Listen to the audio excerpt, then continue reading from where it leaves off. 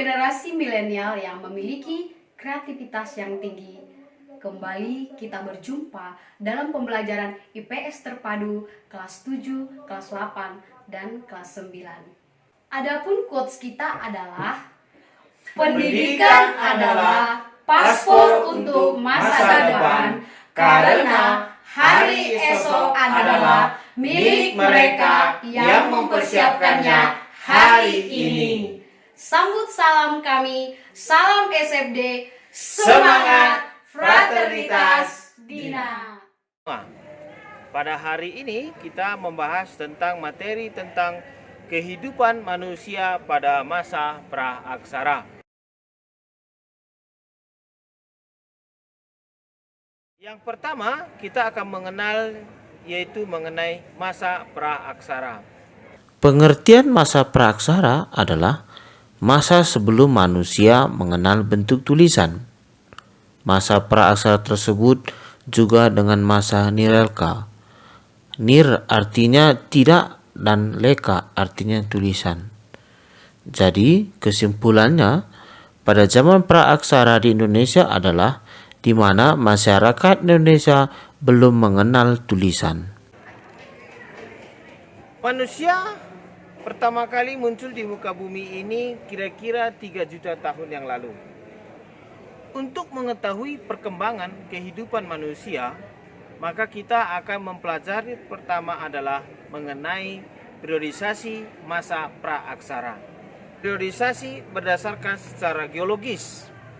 Berarti periodisasi ini kita melihat perkembangan kehidupan manusia dimulai dari struktur batuan. Sejarah perkembangan bumi secara geologis terbagi menjadi 4 periode.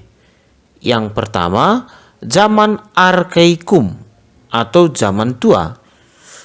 Hal ini dapat dilihat tanda-tandanya sebagai berikut. Arkaikum berlangsung lebih kurang sekitar 2500 juta tahun yang lalu. Zaman ini merupakan era tertua di peradaban bumi. Kondisi bumi amat panas dan belum ada tanda-tanda kehidupan di atasnya. Bumi belum stabil, kulit bumi masih dalam proses pembentukan. Zaman Paleozoikum. Zaman Paleozoikum memiliki ciri-ciri sebagai berikut. Berlangsung sekitar 340 juta tahun yang lalu.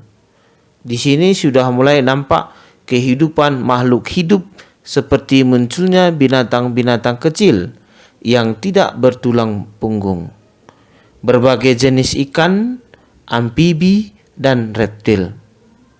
Zaman Paleozoikum disebut juga dengan zaman primer karena pada masa ini muncul tanda-tanda awal kehidupan yang merupakan imbas dari penurunan suhu bumi yang panas. Hewan yang pertama kali muncul adalah hewan yang bersel satu. Zaman Mesozoikum merupakan zaman kehidupan pertengahan yang berlangsung sekitar 140 juta tahun yang lalu. Pada zaman ini, kehidupan di bumi mulai berkembang. Tidak hanya binatang yang bersel satu, tetapi binatang-binatang lain pun telah mencapai bentuk tubuh yang lengkap dan besar. Zaman ini dikenal dengan zaman dinosaurus. Selain itu juga terdapat berbagai jenis burung.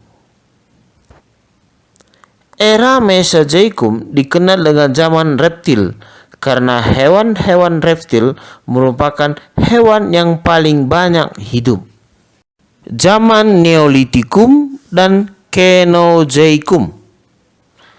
Artinya, zaman kehidupan baru. Berlangsung kira-kira 60 juta tahun yang lalu.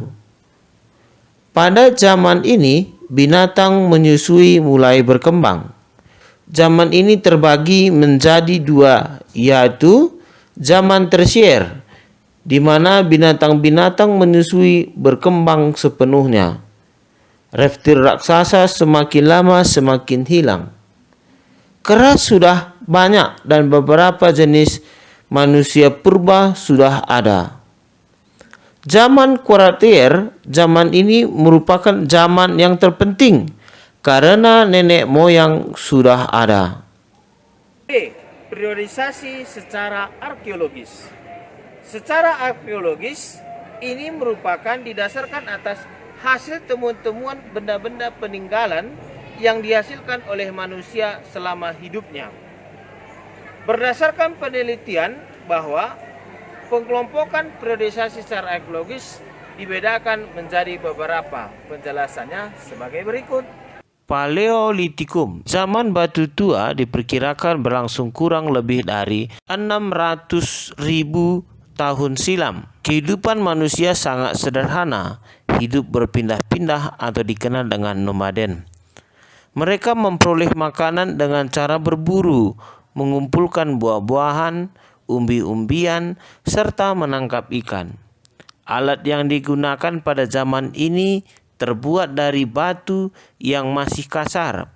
Contohnya seperti kapak primbas atau alat serpi yang digunakan untuk menguliti hewan buruan, mengiris daging atau memotong umbi-umbian. Hasil kebudayaannya banyak ditemukan di daerah Pacitan dan Ngandong di Jawa Timur.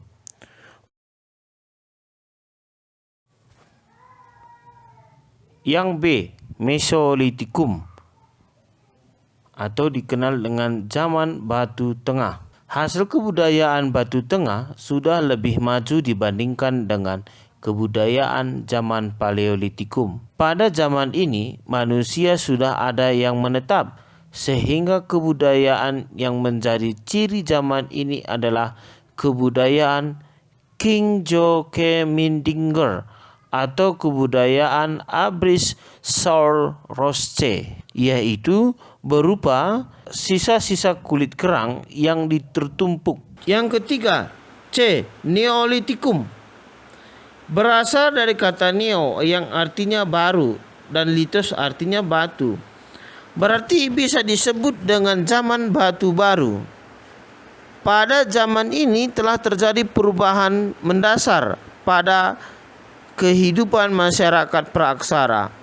Mereka mulai menetap dan mampu menghasilkan bahan makanan sendiri melalui kegiatan bercocok tanam. Hasil kebudayaan yang terkenal pada zaman ini adalah kapak persegi dan kapak lonjong. Hasil kebudayaannya umumnya terbuat dari batu dalam ukuran besar. Hasil benda-bendanya sebagai berikut. A. Ada menir, yaitu tugu yang terbuat dari batu besar untuk memuja arwah leluhur. Ada dolmen, yaitu meja batu yang digunakan untuk meletakkan sesaji. Ada kubur batu, yaitu tempat menyimpan mayat. Ada waruga, yaitu kuburan batu yang berbentuk kudus. Sarkofagus, kubur batu yang berbentuk lesung.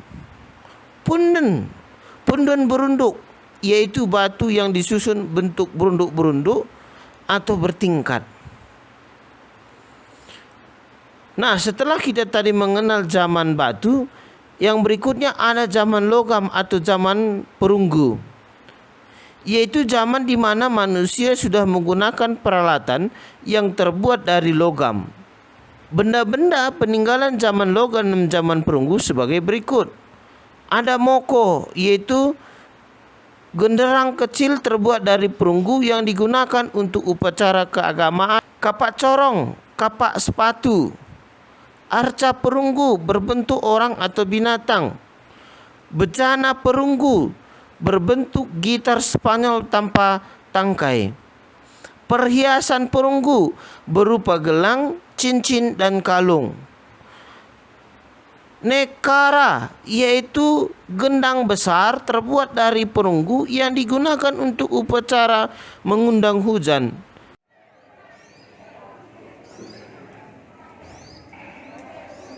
Demikianlah video pembelajaran kita pada hari ini. Semoga video pembelajaran ini dapat membantu kamu untuk menyelesaikan berbagai soal yang telah disiapkan oleh kami.